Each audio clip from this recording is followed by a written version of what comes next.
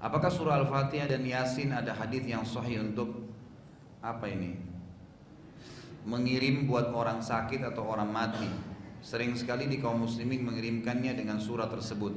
Tidak ada sama sekali dalilnya. Anda boleh tanya kepada orang yang melakukan, misalnya mengatakan Al-Fatihah ila ruh fulan gitu kan. Coba tanya, ada enggak satu hadis saja yang pernah Nabi bilang Al-Fatihah kepada ruhnya Hamzah, Al-Fatihah kepada ruhnya Mus'ab, Al-Fatihah kepada sahabat-sahabat, ada enggak? Coba datangin hadisnya. Kalau ada, saya paling pertama amalin. Tidak pernah Nabi baca itu.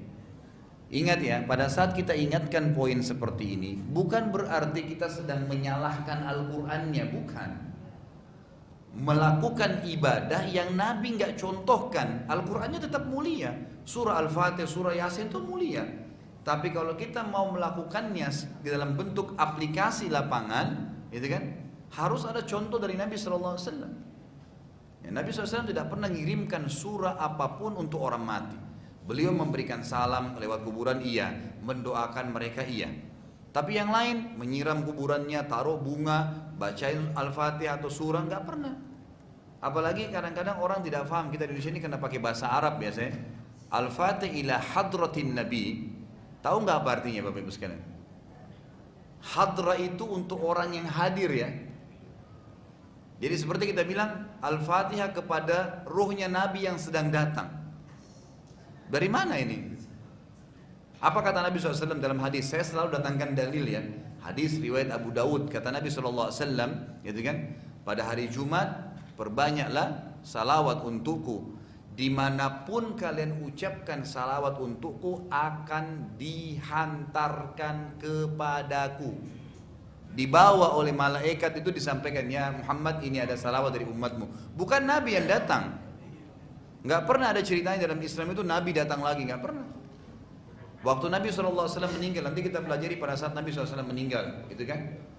Umar bingung, sahabat-sahabat semua bingung. Tersebar berita Nabi SAW meninggal dunia, ya, meninggal dunia. Orang kalau meninggal berarti sudah tidak ada lagi, putus hubungannya sama orang yang hidup, gitu kan?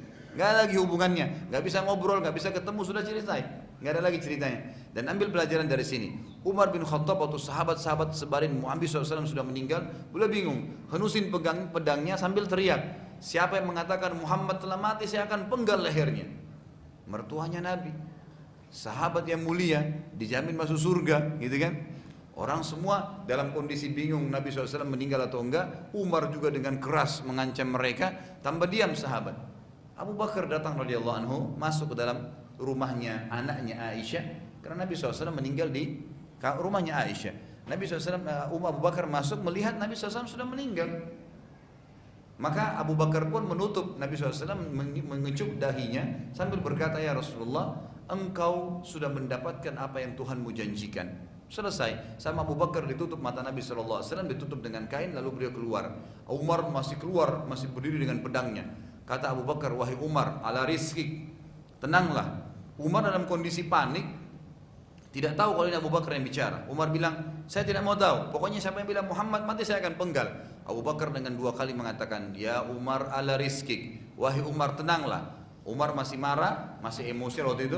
Lalu Abu Bakar menepuk pundaknya sambil mengatakan, wahai Umar tenanglah.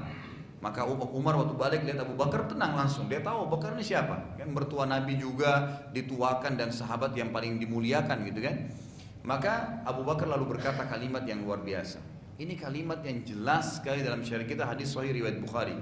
Kata Abu Bakar, man kana ya'budu Muhammadan fa inna Muhammadan qad mat, wa man kana ya'budullah fa innallaha hayyun la yamut.